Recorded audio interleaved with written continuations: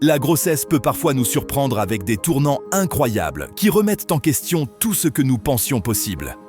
Dans certains cas, les médecins avaient multiplié les avertissements, conseillant aux parents de ne pas avoir d'enfants. Mais ils ont tout de même choisi de continuer. Et contre toute attente, leur détermination a mené à des résultats vraiment impressionnants. Accrochez-vous, car nous allons découvrir 15 des naissances les plus étonnantes au monde. Numéro 1. Le bébé le plus lourd. Joy Buckley, une maman de 31 ans, se doutait que son bébé serait grand. Mais quand sa fille, Harper, est enfin née, personne n'était prêt pour ce qui allait arriver. Harper pesait près de 6,95 kg, un nouveau-né aux proportions vraiment impressionnantes. Il a fallu non pas un, mais 2 médecins pour l'aider à venir au monde. Pendant les dernières semaines de la grossesse de Joy, la vie était loin d'être simple. Elle dormait sur le canapé pour éviter la difficulté de monter les escaliers jusqu'à sa chambre. Respirer devenait difficile, sa vessie était comprimée et son estomac n'avait plus de place, ce qui l'obligeait à manger de petits repas plusieurs fois par jour. Après 38 semaines d'une grossesse éprouvante, son médecin a donné son accord pour une césarienne programmée. Attendre davantage n'aurait servi à rien. Le jour de l'accouchement est arrivé et au centre médical d'Ogden, il a fallu 2 médecins. L'un poussait, l'autre tirait pour aider Harper à naître. Et la voilà, 2 fois plus grande que la plupart des nouveau-nés. Joy a décrit son état juste après l'accouchement comme si 2 énormes camions lui étaient passés dessus en même temps. Mais malgré le choc, la petite Harper a fait une entrée remarquée, devenant l'un des bébés les plus lourds jamais nés. Et surtout l'un des rares à atteindre ce poids tout en restant en bonne santé. Le poids de naissance de Harper est exceptionnel. En général, les nouveau-nés pèsent entre 3 et 3,5 kg. Les bébés qui dépassent les 4 kg sont déjà considérés comme au-dessus de la moyenne, et ceux qui franchissent les 5 kg restent extrêmement rares. Avec ses près de 6,95 kg, Harper appartient à une catégorie incroyablement rare. Le fait qu'elle soit née en bonne santé à un tel poids témoigne autant du savoir-faire de l'équipe médicale que de la robustesse de cette petite fille. Malgré le choc initial et les difficultés que Joy a dû affronter, Harper a, sans surprise, captivé tout le monde avec son charme irrésistible. Son histoire a fait la une et touché bien des gens, mettant en lumière l'incroyable diversité et les situations uniques que l'on rencontre dans le monde de la naissance. Numéro 2. Un fœtus présent à l'intérieur d'un autre. Ce nouveau-né au Nicaragua portait son frère jumeau à l'intérieur de son corps, sans même en avoir conscience. C'est une histoire vraiment étonnante qui a été révélée en 2023. On a découvert que le jumeau en bonne santé avait un jumeau incomplètement formé accroché à la partie inférieure de son corps. Et ce n'était pas simplement une masse. Il y avait aussi des éléments corporels. Cette affection extrêmement rare porte le nom de fœtus in fetu.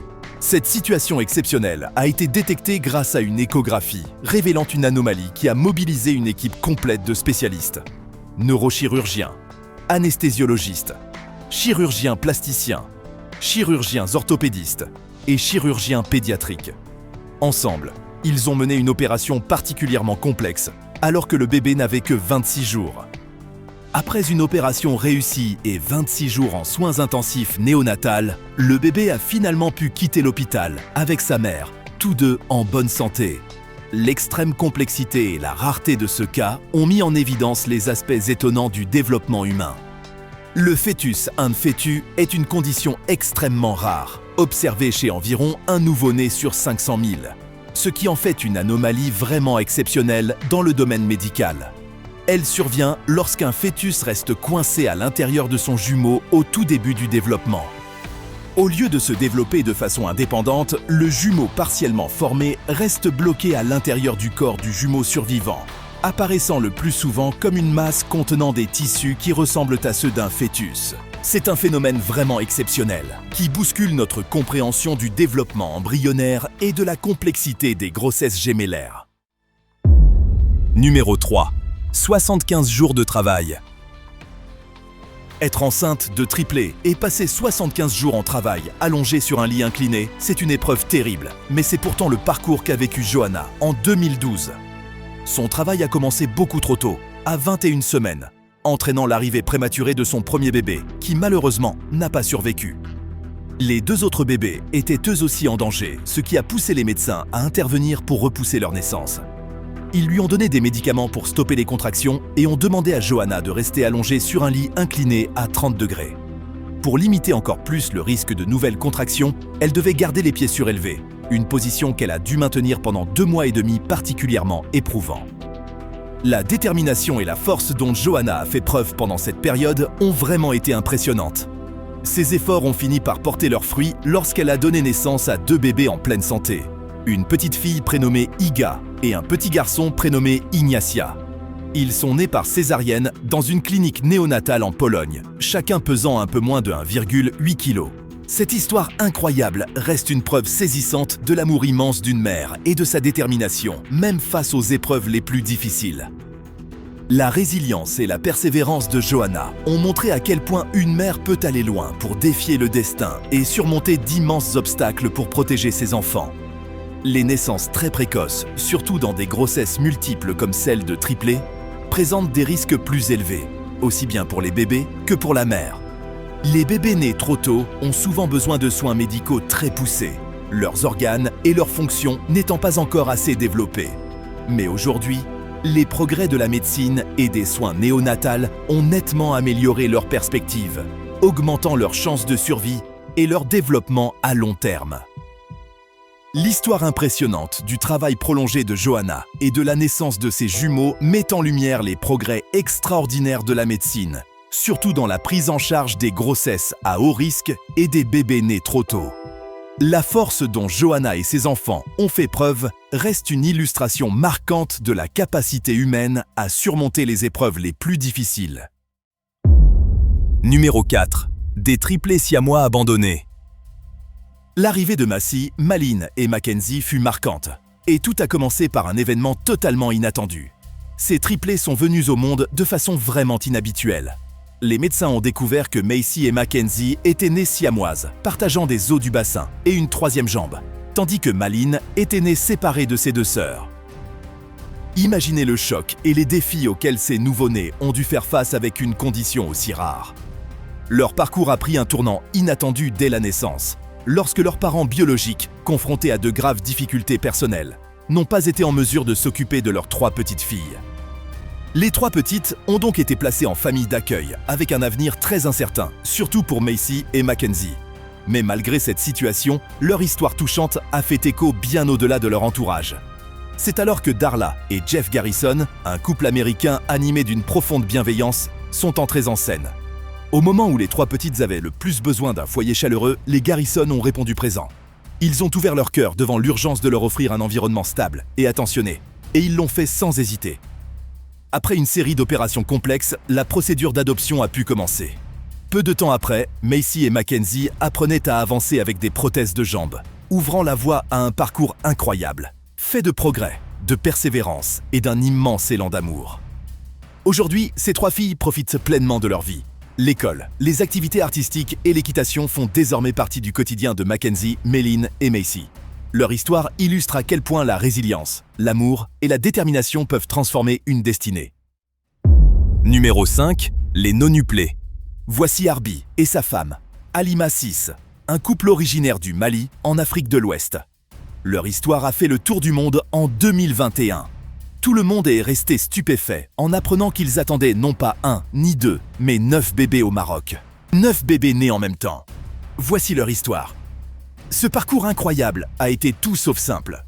La famille a quitté le Mali pour se rendre au Maroc, à la recherche de soins médicaux spécialisés capables de transformer leur rêve de devenir parents en réalité. Vous vous demandez sans doute si la naissance de nonuplés est vraiment possible. C'est un événement d'une rareté extraordinaire et le monde entier se posait exactement la même question. Arbi et Halima étaient déterminés. Ils se sont rendus au Maroc, où une équipe de spécialistes était prête à relever ce défi qui semblait irréalisable. La naissance de nonuplés, c'est un peu comme réussir une combinaison gagnante un nombre incalculable de fois sur le plan médical. Chacun de ces 9 petits miracles avait sa propre histoire, et leur venue au monde n'a été possible que grâce au dévouement et à l'expertise de l'équipe soignante. Les naissances de nonuplés sont d'une rareté extrême, avec seulement quelques cas documentés dans le monde entier. De telles grossesses comportent d'énormes risques, aussi bien pour les bébés que pour la mère.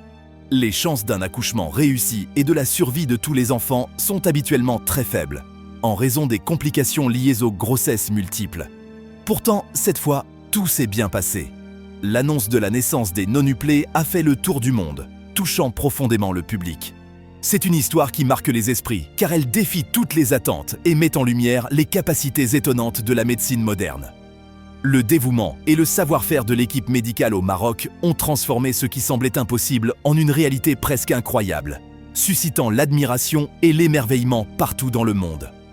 Ces grossesses multiples extrêmement rares posent d'immenses défis, tant pour la santé de la mère que pour les soins aux nouveau-nés, sans oublier la complexité de veiller au bien-être de chacun des bébés.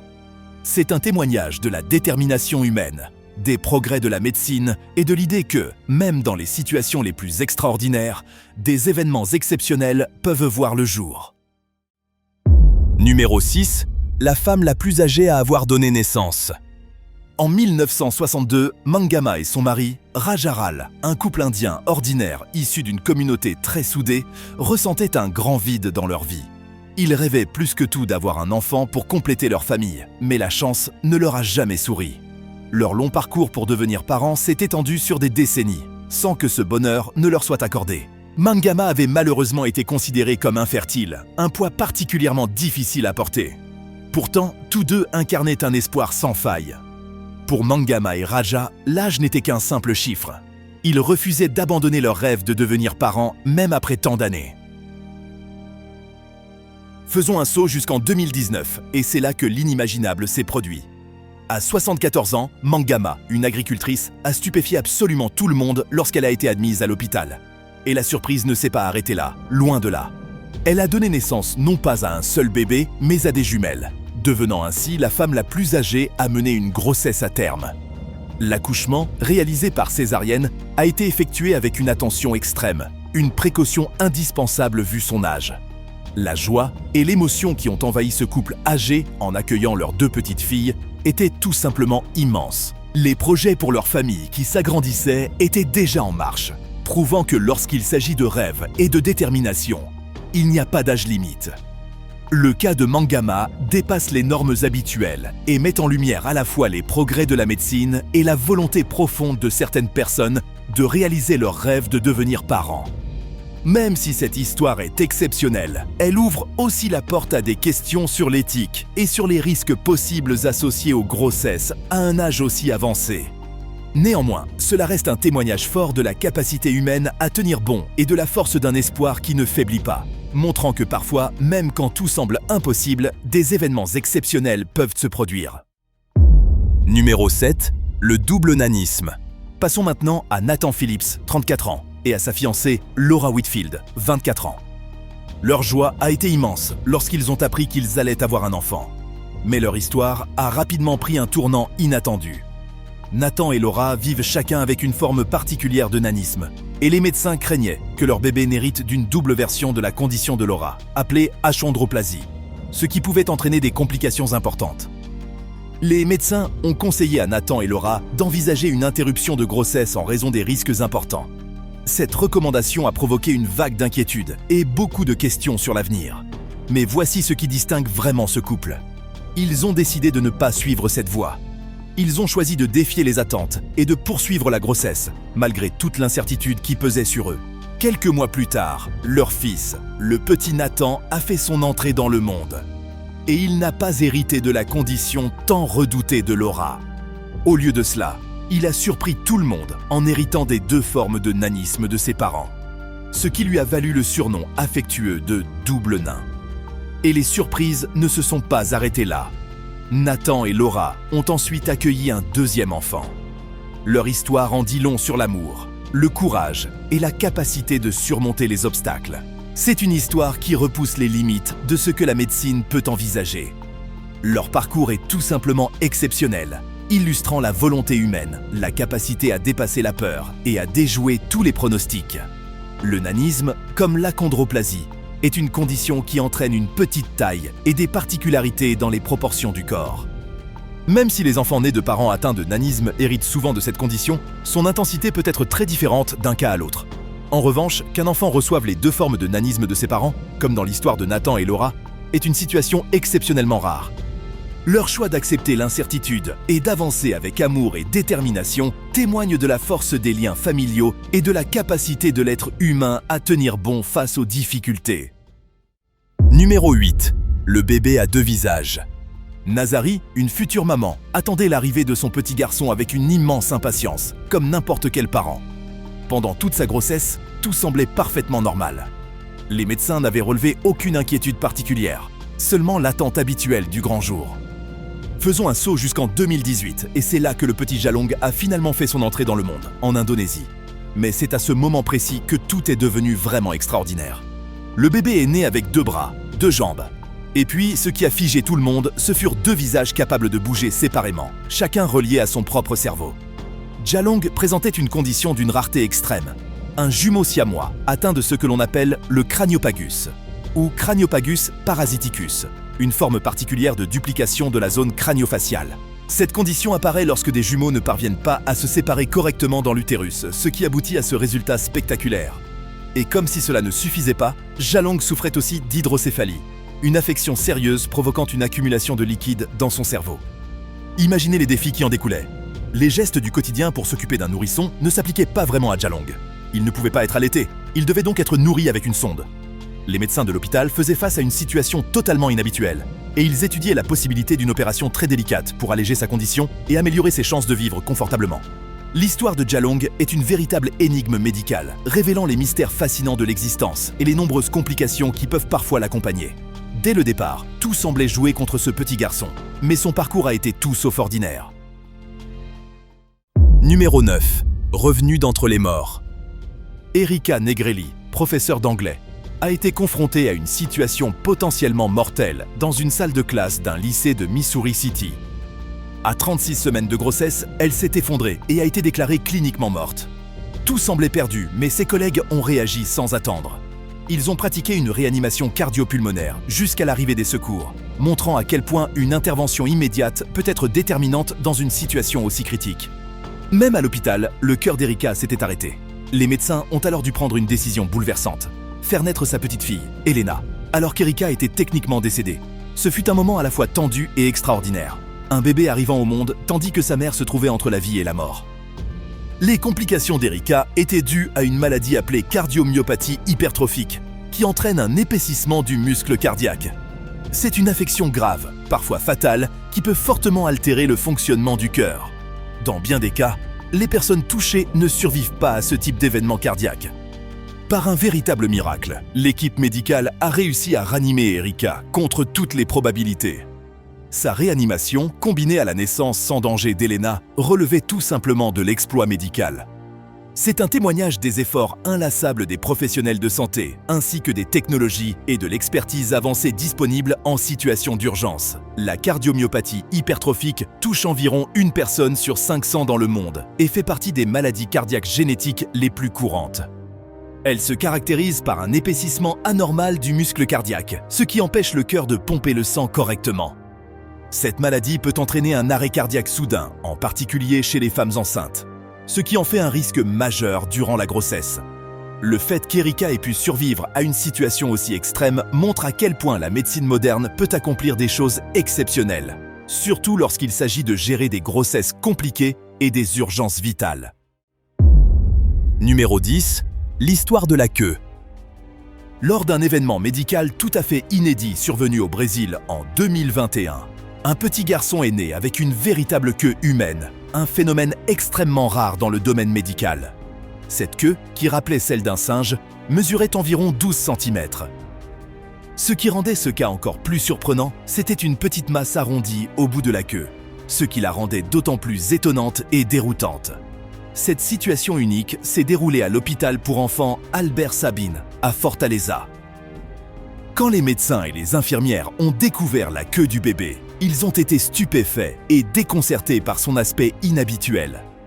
La scène était si inattendue qu'ils ont rapidement rédigé un rapport sur cette condition exceptionnelle. D'après le Journal of Pediatric Surgery Case Reports, le bébé est né prématurément, à environ 35 semaines de grossesse. De façon étonnante, une échographie a montré que cette queue n'était pas reliée au système nerveux du bébé. Plus surprenante encore, le nouveau-né ne présentait aucun signe de douleur ni de gêne. malgré la présence de cette excroissance. Cet élément a laissé l'équipe médicale perplexe, renforçant encore le mystère autour de ce phénomène rare. Une intervention rapide a été jugée nécessaire et les médecins ont décidé de retirer la queue par chirurgie. En embryologie, on sait que tous les fœtus humains développent une petite queue entre la 4e et la 8e semaine de grossesse. Normalement, cette queue disparaît naturellement au cours du développement du fœtus, ce qui rend ce cas particulièrement exceptionnel et inhabituel. La réussite de l'équipe médicale qui a pu retirer cette anomalie de façon sûre renforce encore l'importance de cette situation unique. Fait remarquable, ce phénomène n'avait été recensé qu'une 40aine de fois dans toute l'histoire de la médecine, ce qui montre à quel point il est exceptionnel. De tels cas, où des particularités médicales défient les connaissances habituelles, rappellent la complexité du développement humain et de la croissance embryonnaire. Avant de continuer, découvrons ensemble la photo du jour. Nous avons entendu de nombreuses histoires de parents qui se sont battus sans relâche pour protéger leurs enfants pendant la grossesse.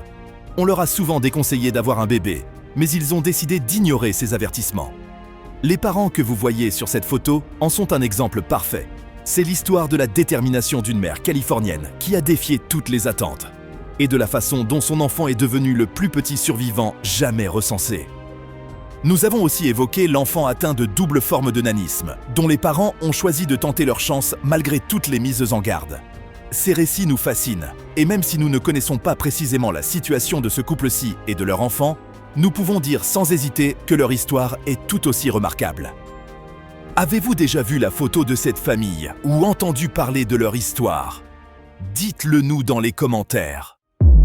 Numéro 11. La plus jeune femme à avoir accouché. Revenons en 1939, dans un petit village du Pérou, où une fillette de 5 ans, Lina, a provoqué une immense stupeur. Ses parents avaient remarqué un gonflement étrange de son ventre et pensaient qu'il s'agissait d'une tumeur. Mais le diagnostic posé par les médecins a laissé tout le monde sans voix. Ce n'était pas une tumeur, c'était quelque chose de bien plus extraordinaire. Lina, à seulement 5 ans, était enceinte de 7 mois. Le 14 mai 1939, elle a subi une césarienne et a donné naissance à un petit garçon d'environ 2,7 kg, en parfaite santé. À 5 ans, 7 mois et 21 jours, Lina Medina est devenue la plus jeune personne de l'histoire connue à avoir accouché. Un fait absolument stupéfiant. Et c'est là que le mystère s'est épaissi. Comment une fillette de 5 ans peut-elle tomber enceinte? Cette question intrigue depuis des décennies. On pense que Lina était atteinte d'une condition rare, appelée puberté précoce, qui fait mûrir le corps d'un enfant beaucoup trop tôt, comme celui d'un adulte. Même si elle n'avait que 5 ans, le corps de Lina évoluait déjà comme celui d'une personne beaucoup plus âgée. Mais voici l'aspect le plus déroutant. En raison de son très jeune âge et de son immaturité émotionnelle, Lina n'a pas pu donner aux médecins ou aux autorités des explications précises sur les circonstances qui ont conduit à sa grossesse. Pour préserver leur intimité, sa famille a choisi de rester loin des projecteurs, en privilégiant avant tout le bien-être de leurs enfants. En grandissant, Lina est devenue une adulte accomplie, choisissant de rester loin de l'attention médiatique. Son histoire demeure l'un des cas les plus étonnants et mystérieux de la médecine, révélant les complexités de la puberté précoce et ces situations exceptionnelles qui défient notre compréhension de la biologie humaine. Numéro 12. Le plus petit bébé du monde. TikTok déborde de vidéos de tout petits vivant des moments hilarants, que ce soit en fouillant dans la trousse de maquillage de leur mère ou en transformant la cuisine en champ de farine. Ces enfants apportent une dose incroyable de bonne humeur au monde en ligne. En parlant de tout petits, il est parfois difficile d'imaginer que des bébés nés trop tôt, minuscules et fragiles, branchés à des machines et placés en couveuse, puissent quelques années plus tard courir partout, pleins de curiosité. Une famille de Singapour a vécu un parcours dépassant tout ce qu'ils auraient pu imaginer lorsqu'ils ont accueilli leur fille en 2020, près de 4 mois avant la date prévue. La petite Cui Xuan est arrivée au monde en ne pesant qu'environ 210 grammes, soit l'équivalent d'une balle de softball. Les médecins avaient très peu d'espoir quant à sa survie, ses organes étant encore trop peu développés. Pourtant, cette minuscule battante singapourienne semblait avoir décidé tout autrement. Elle paraissait déterminée à saisir chaque instant de la vie. Semaine après semaine, mois après mois, elle a défié toutes les attentes, surprenant les médecins en gagnant en force et en endurance. Après presque un an passé à l'hôpital, ces médecins ont finalement donné leur accord pour qu'elle rentre à la maison. Contre toute attente, cette petite battante a quitté l'hôpital en pesant 6,3 kg. Plus impressionnant encore, elle a obtenu une place dans le livre Guinness des records en tant que bébé le plus léger ayant survécu à la naissance.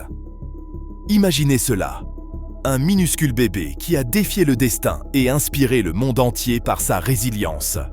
C'est la preuve que même les plus petits êtres peuvent cacher une force incroyable. Numéro 13. L'utérus inhabituel. Jane Woodhead, née avec 2 utérus et 2 cols de l'utérus, pensait depuis longtemps qu'elle ne pourrait jamais avoir d'enfant. Pourtant, contre toute attente, elle a déjoué les pronostics médicaux et a fini par accueillir une petite fille. Pour elle, c'était tout simplement un miracle. Jane et son compagnon, Paul, avaient décidé de se tourner vers la fécondation in vitro après que les médecins leur eurent annoncé que ses chances de concevoir naturellement étaient presque inexistantes. Mais le destin a pris un tournant totalement inattendu. Une semaine avant le début du traitement, Jane a appris, stupéfaite, qu'elle était enceinte de 7 semaines. Après des mois d'inquiétude et 17 examens, la persévérance du couple a finalement conduit à la naissance de leur petite fille en parfaite santé, Grace.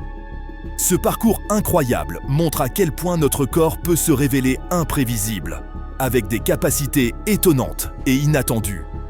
La condition de Jane, le fait d'avoir 2 utérus, appelé utérus didelphe, est une anomalie congénitale rare où une femme naît avec 2 utérus distincts, chacun doté de son propre col.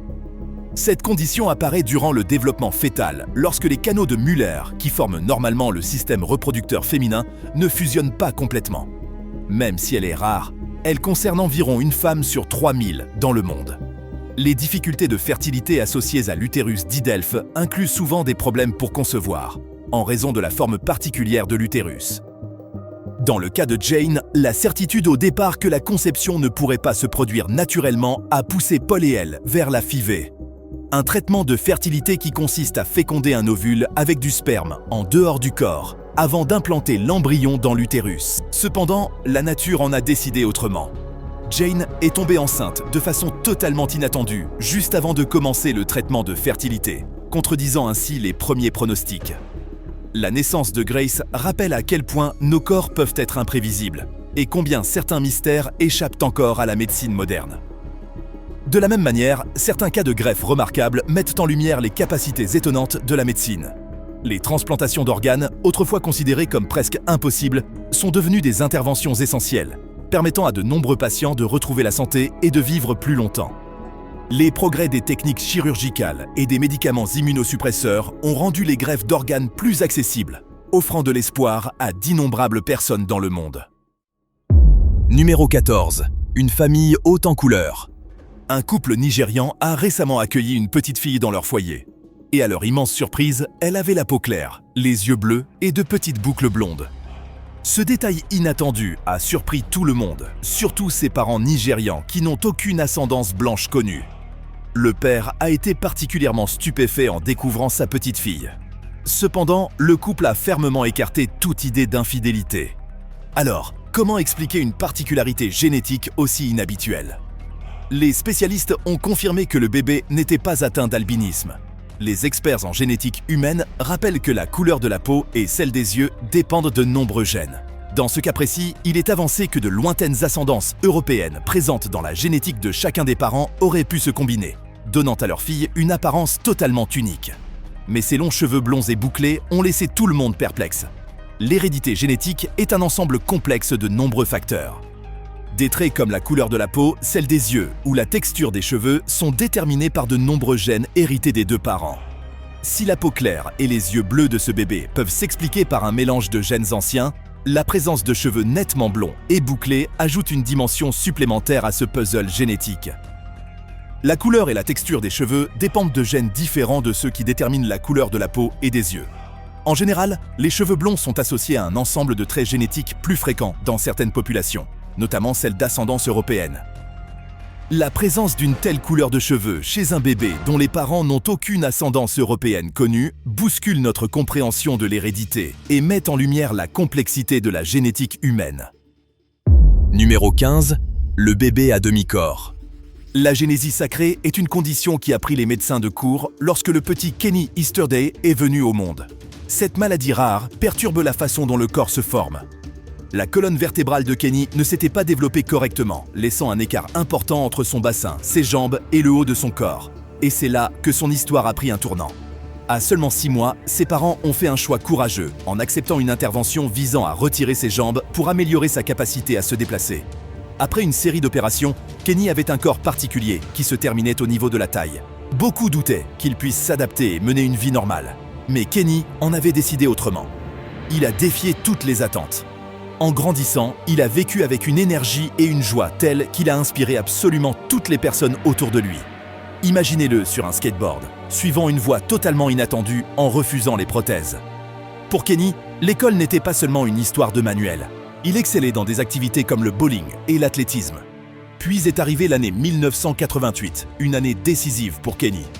Il a emporté avec lui son esprit inébranlable jusqu'en Corée du Sud pour les Jeux paralympiques internationaux, où il a porté la flamme pour son pays. Son parcours hors du commun a touché de nombreuses personnes et lui a même valu un rôle dans le film canadien de 1988, My Kid Brother, qui retraçait son histoire extraordinaire. Contre toute attente, Kenny a largement dépassé l'espérance de vie initiale de seulement 21 ans. Il a connu l'amour, est devenu père et a montré jusqu'où peut aller la volonté humaine. Son histoire s'est poursuivie jusqu'à son départ, à l'âge de 42 ans. La génésie sacrée est une maladie très rare, touchant environ une naissance sur 25 000. Elle entraîne une formation anormale de la partie inférieure de la colonne vertébrale et peut provoquer des handicaps plus ou moins importants. La détermination de Kenny a non seulement déjoué les prédictions médicales, mais elle est aussi devenue une source d'espoir et d'inspiration pour d'innombrables personnes confrontées à leurs propres défis. N'oubliez pas le pouce en l'air si la vidéo vous a plu. Et surtout, abonnez-vous et activez la cloche des notifications.